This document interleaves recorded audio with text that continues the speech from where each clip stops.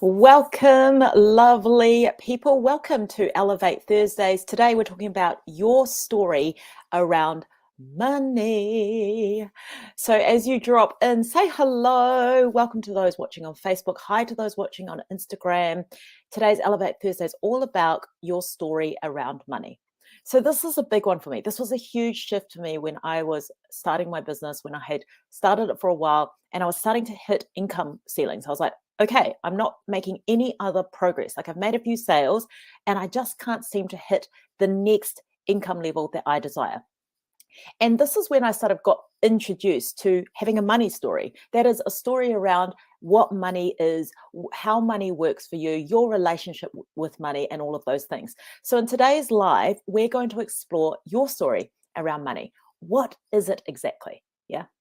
So hi for those on Facebook, hi on Instagram. Welcome, welcome, welcome. So your story around money is really important to understand because this is an indicator of your relationship with money and therefore how you are relating or welcoming in or blocking money into your business and into your life. And your money story can be formed through many things, through different experiences that you've had with money, through the thoughts and ideas that have been passed on to you through your family, through things that you've heard through the grapevine. I see a lot with people in the business realm, especially in the spiritual business realm. Their story around money can be tied to what other people in their industry think about it. Okay. So for a while there was a permeation of the idea that money was bad for spiritual people because spiritual people should be not charging for their gifts, right? So I remember having that in my consciousness for a while when I first started my healing business. And so we get to become so aware of what are the kind of stories that we are attaching ourselves to in terms of the money. Are they really ours? And even if they're not ours, they're still part of our story. We have taken them on. And so by discovering what your money story is, you're going to have a starting point of which you can consciously change that story and therefore change the relationship with your money. Aloha, Louise. Welcome to this Elevate Thursday. Hi for those on Facebook. Hi for those on Instagram. And welcome to those who are watching the replay. So why do we want to change our story around money? Well, because it'll help you make a little bit more money, right? Not even a little bit, a lot more money. And although money is not like the most important indicator of your wealth, of your worth, we all know that, right? We know there are 3 different wealth frequencies and more. The 3 main ones are your own inner value, how much you value yourself. Yeah. We have another point of wealth frequency, which is how others perceive you in terms of your value, yeah, your contribution. And then we also have financial value, yeah. So your financial value. And often what people do is they intermingle all 3 of these frequencies, these different wealth frequencies, and they make them kind of attached to each other. Now, we know this is not the right way. They are all separate things. They can have a causal effect with each other, but not necessarily, right?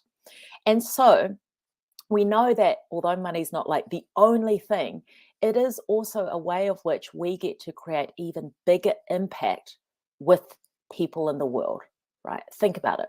Money is power. Money is influence. And it is a vehicle of which we can do even bigger, greater works with our transformational work. And one of those ways is through the power of money. Yeah. Equally, you don't even have to have that as your incentive to want to have more money, right? You are allowed to desire whatever it is that you desire. And maybe it is that you just desire to be able to live more comfortably, to be able to provide your children with more things that you never had. Whatever the reason is, I don't actually mind what the reason is. Yeah. You get to be so comfortable with your reason behind why you want more money, and it doesn't have to be altruistic whatsoever. In fact, altruism doesn't exist. That's a whole separate thing. Yeah, I've done a big post about that, but if you'd like a link for that, let me know and I can link you to that post. But whatever it is that you desire to have more money, whatever that underlying motivation is, part of that is changing your story around it. Yeah. Yeah. Yep. both the spiritual and activism space. Yeah, two places that people believe it's wrong to charge. Yeah, isn't that interesting how, so Louise has mentioned that two spaces she's found where it's wrong to charge is the spiritual space and the activism space. And we get to understand that that has become part of our story and therefore part of our block to money, right? So the story that I'm interested in, if you couldn't tell, the story I'm really interested in is you exploring the negative story that you have around money. Yeah, because this is where we get to affect the most change. And we get to make a change where that story becomes so empowering to us, where we're like, oh my gosh, like my money story is so good. Money always comes to me. Money always is there for me. I get to create so much power and influence with money. Money is easy to make. Money is magnetic to me. Yeah. Money loves me. Money is abundant all the time around me, right? I love charging for my services because I know that they are transformational. Yeah, there is nothing wrong with charging my services. We get to so part of this understanding of what is your negative story around money is then having the opportunity to become so aware of it that you get to change the script. You are the author of your money story. Yeah. I will send you that link. I'll pop the link into the Facebook chat, Louise, after the live has gone. Yeah. So, what is your story around money? What are some of the negative beliefs or thoughts that you have? And especially, like, sorry, I shouldn't say especially in both the business and personal life, right? Because it doesn't matter where this belief belongs, whether you think about it in business or whether you think about it in life, it will all affect the amount of money that is allowed to come into your energetic vibration. It'll affect the amount of money that you're allowed to experience. Okay. So sometimes I find it useful to explore my money story with the lens of life. Like, what have I learned about money before? What are the things that I've always heard? So one of the ones that I used to hang on to was money doesn't grow on trees. Money doesn't grow on trees, right? So, and you have to work hard for money, right? I came from a background, I'm half Chinese, and in that culture, well, especially the part of the culture that I saw, was that it was always hard work. Hard work equals money. Hard work equals money. And so I've had to do a lot of work around undoing that story, that I have to work really hard, like work overtime to be able to create the kind of abundance that I desire. And I had the story, whether it was consciously took on or not, I had this story running throughout my whole childhood. In fact, my granddad, my yeye, he was a millionaire, but he created that with a lot of hard work, like a lot, like working overtime all the time, like never stopping working up until he was really into like well into retirement age, right? He just worked and worked and worked and worked and worked and worked and worked. And so part of my money story has been I have to work hard to get it, which isn't true. Yeah.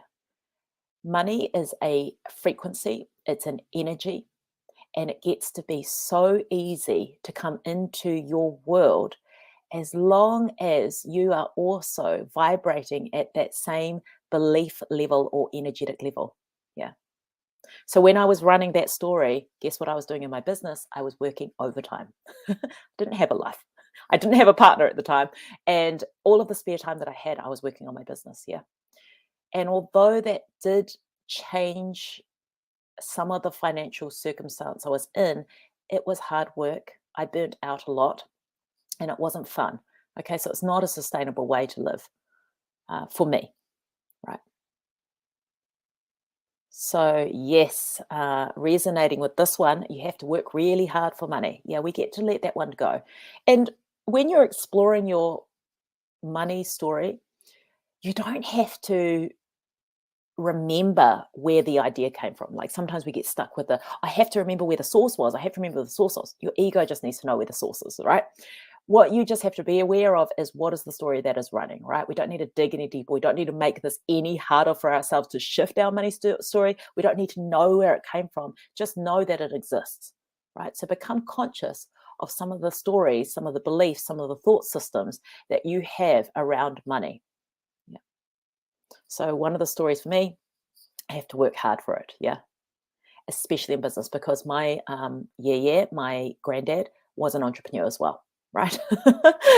So it's like, yep, and he used to say that you've got to work hard, remember to work hard, remember to study hard, remember to work hard. I was like, whoo, okay. So what else is there for you? Yeah, what stories have you consciously or unconsciously taken on from people in your industry, people in the entrepreneurial space, in the spiritual space, your own family, your friends?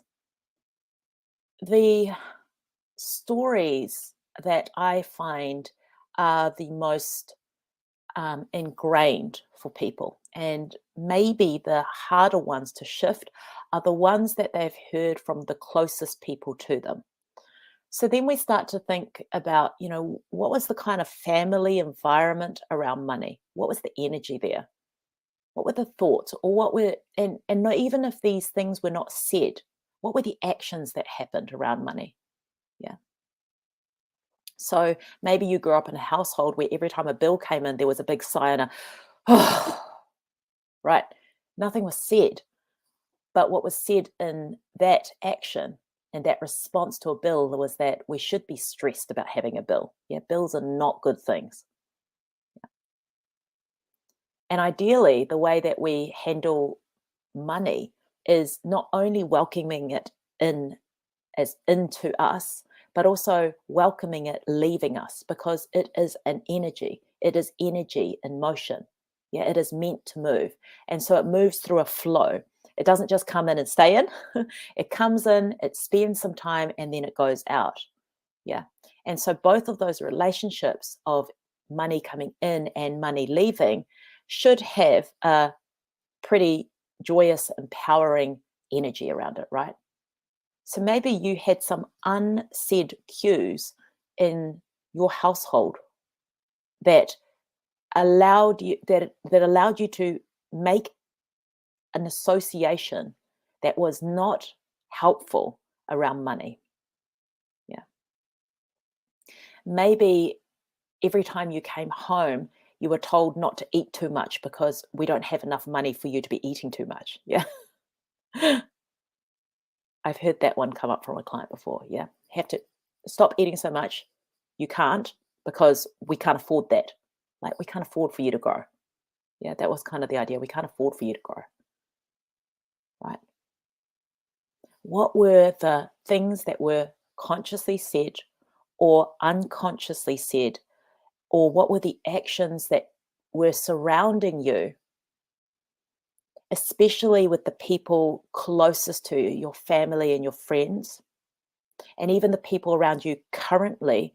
What are they saying, consciously or unconsciously, about money? And are you taking on those beliefs and thoughts as part of your story around your relationship with money? Hello on Facebook. Hello on Instagram. Welcome to the replay. Please drop me comments as things come in. Drop ahas, drop insights. Tell me what some of your story is. Yeah, because I'm sure that you're not the only one who is having that story. Okay, let me have a look here. Louise, you're greedy if you want money. I got that one from the spiritual space. Money is private and secretive. Oh, yes, I've definitely seen that one too for myself. Yes, I used to get in trouble for eating things. Yeah, exactly. I've seen this one actually play out a lot with people. Yeah. And it has, there's effects around money, around body image, around a lot of things with that one. So I'm sorry that you had to experience that. The fun thing is now, though, when we become aware of some of the things that we experienced, and then therefore the stories that we took on, is we now get the chance for it to move on. Yeah. Because we're conscious to it, we've brought light to the shadow. We now have a chance for it to be changed. The way that we allow things to change is to become conscious first, and that awareness brings us the opportunity for it to change for us. So, what is your story around money? Is it mainly empowering? If it's mainly empowering, you're probably still not on this live. So, I'm guessing it's mainly disempowering, right?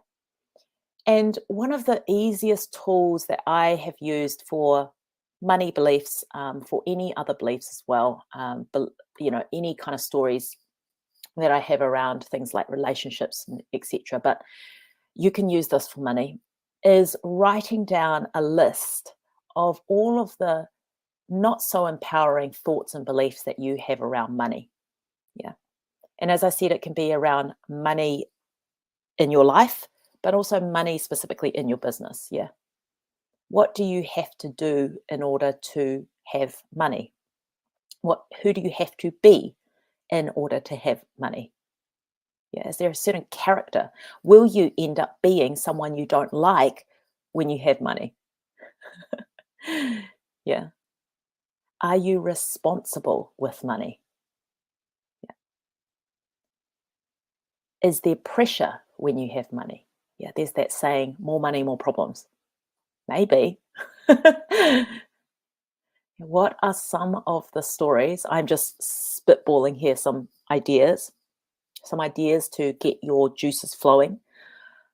What are some of the ideas and beliefs that you have allowed to become part of your story around money? Equally, we can look at our relationship, the way that we act around it as a cue of what we believe and therefore think and therefore vibrate at, which then affects whether we are receiving money well or we're not, right?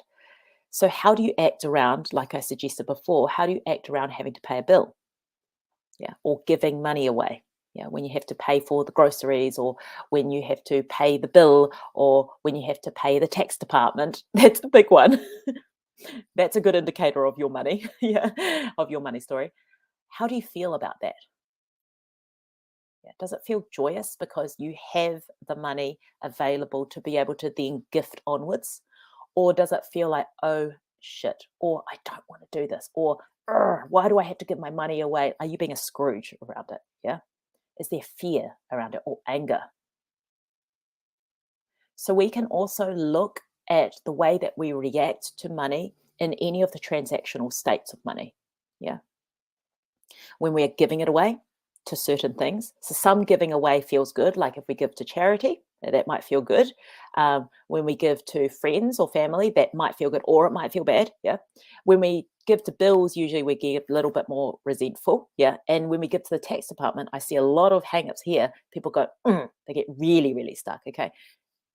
It is all the flow of money. So ideally, all of these should be neutral. So have a look at the ways that you give, and if any of these elicit a response, because you're going to get an idea of the story that you have created. Yeah. That then is blocking your ability for money to flow through you as a conduit to that energy.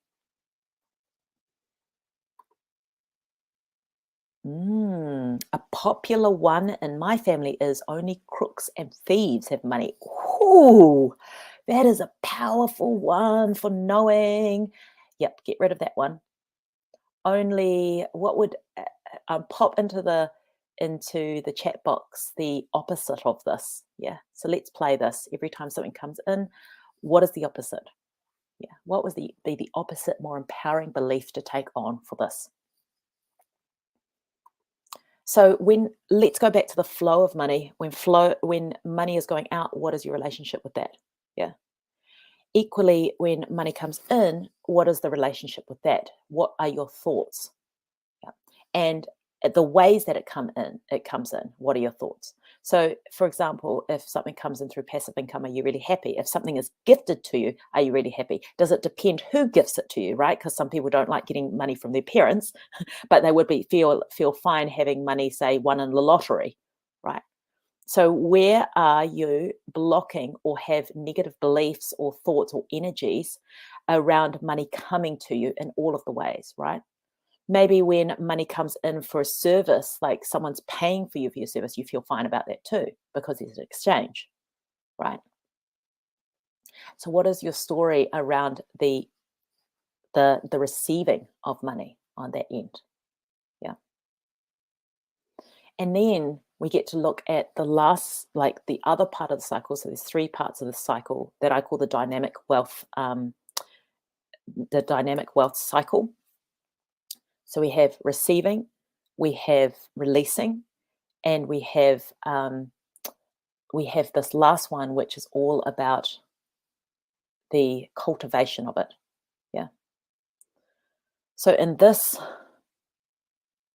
moment of the cultivation of money, when you have money, what are your thoughts and beliefs about that? Yeah. Does money stay with you, or does money just leave really quickly? Yeah. Do you have a chance for it to grow when it is part of your care, or not? Yeah. So we get to see any of the stories when we look at the cycle, we get to see any of the stories that exist within any of those three phases and realize some of the disempowering things that are happening with our money story and change them. Yeah. Let me have a look at these comments. There we go. There's this flip. So instead of only crooks and thieves have money, compassionate, kind people have money. Yes. Yeah, I don't like getting it from my family, and I like receiving it from my online courses and membership. However, it is still an input of money. So we need to become really aware of that, when we block and when we allow, when we block and when we allow. How can we get so comfortable with it just allowing? Yeah. And equally with the output, how can we get comfortable with allowing it to go out, whatever way it goes out? And equally, when we are in the nurturing phase of our money, i.e., it's in and it's staying with us, are we allowed to nurture it? Okay. Oh, I love this. It was going out so quickly, but I've changed that now. I've also created spaces for it to grow. This is awesome. This is all very recent. I'm so stoked for you, Louise. This is awesome. I'm really, really happy for you. So, I think that's enough for now about your story around money. There's a lot there. I totally feel you. So start exploring your story around money. Remember to take the heat off. Take this with curiosity and playfulness. That makes it so much easier. Don't get hung up about it. Don't beat yourself up about finding out all the beliefs you have around money. Feel like the explorer on it, like, oh my God, I discovered that one. That's amazing. It's like you found this jewel that then gets to be polished into the most empowering belief that you can create. So if you feel like it's fun, take this, roll with it, roll with some of the questions that I've had, re-watch this so you get some of the questions and can journal, and start writing down your beliefs and thoughts and writing the opposite. Okay. And then as you go on and you explore this a little bit more, you might want to have a running journal. So anytime something comes up or an action comes up or you do something and you're like, oh, that's very disempowering, you get to write that down and write the opposite. Okay. So what you're doing here is slowly changing the way that you're thinking and relating with money. If you want to go one step further, I invite you to come into the Abundance Accelerator, my new 8-week program that is starting on Monday, the 1st of May. We're going to be diving really into the energy, right? This is all kind of thought level stuff, and that will work eventually. But what is faster than that is working on the energy around your money. And there are specific processes that I took myself through to create my first 50K launch in under 3 months, which was mind blowing for me at the time because it was my whole year's income in like less than 3 months. I was like, oh my God. So what really will change the needle is when you change your energy around money, because energy is the foundation of all of your manifesting, right? And what I've just talked about, the money story, is really still mind fodder, right? That's still your ego, and your ego has limitations, and it's very hard work to shift shift all of the thoughts and the mind stuff to then create a shift in your finances. Even it is possible, but it's harder, right? And so in the Abundance Accelerator, if you want to go deeper, we're actually going to work on the energy that you are emitting so that you are available to receive more, to give more, to hold more in your space around money, and to have that flow, the dynamic wealth flow, feel really beautiful and calm for you and welcome in even more abundance that you desire. Yeah. And the fun thing with the Abundance Accelerator, my 8-week group program, is that you get to decide your money goal for the 8 weeks, and then the investment is just 10% of your income goal. So if that sounds really fun for you, come in and join me, and I will drop the link for more information about this in the comments of this live. It includes 8. Let me get this right. Includes 8 weekly lives together, taking you through the exact manifestation meditation that I took myself through to create that 50K launch. Yeah, we do that every single week together live, and plus Q&As. We have a money alignment session right at the start to understand some of the, a very simple strategic action plan for you to take through your business so you can keep creating this, and understanding the core blocks that you have that you get to work through the 8 weeks. I also am going to do some group energy healing on the money stories as and when needed, and these may be live or they may be recorded and put out for you later. Yeah. So if this is interesting for you, there we go, got it out. Let me know, or pop into the link, which I'll pop in into the comments later. DM me if you have more questions. Remember that we start on the 1st of May, which is next week. You decide your 8-week money goal, and your investment is just 10% of that goal, right? So thank you so much for joining me today. Oh, hello, Dania. Sorry, you just missed the end of my live today. You'll get to watch the replay on Instagram. Thanks for those watching on Facebook and watching the replay. Oh, Louise, do it. I'll be there. Yay.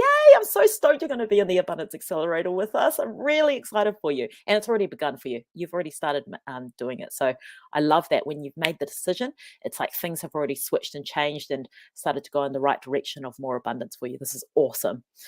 So for those of you who caught me today, we talked about your story around money. I asked you some really potent questions to start getting started on uncovering what that is. So go back, watch the replay if you want, take some journal notes about some of the questions, start understanding your beliefs and thoughts around it. And as I said, if you want to dive deeper, like deeper than the mind, because remember your story is all about your mind stuff, and what really shifts your ability to hold and invite more money into your vibration is your energy. If you want to go there, if you want to work on the energetic foundation of your money manifestation abilities, then come and join us in the Abundance Accelerator, my new 8-week program. Any questions about this live or the Abundance Accelerator, just drop into the comments here, or if you want more privacy, just send me a direct message and I'd be more than happy to answer your questions. Otherwise, I hope that you uncover a lot with your money story. I hope that it's an empowering exercise for you. And I will catch you same time next week for another Elevate Thursday. Bye for now. Mwah.